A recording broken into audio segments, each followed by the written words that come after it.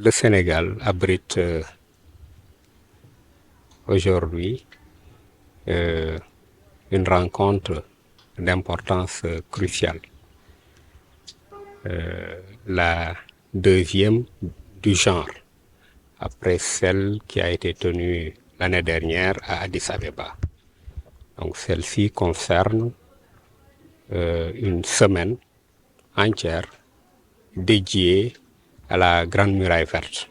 La Grande Muraille, pour rappel, est cette belle initiative lancée par des chefs d'État africains et qui nous permet aujourd'hui de mobiliser l'Afrique pour la lutte contre la déforestation et les changements climatiques.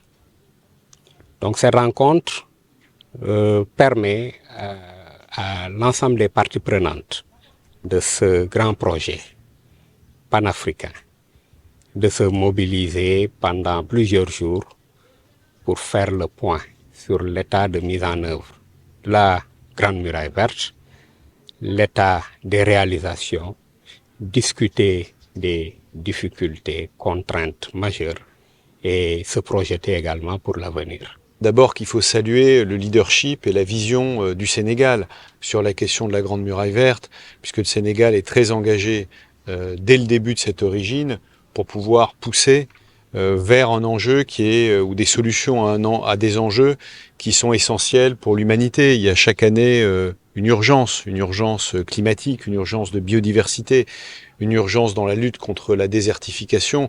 Ce sont 100 millions d'hectares de terre qui chaque année disparaissent dans le monde.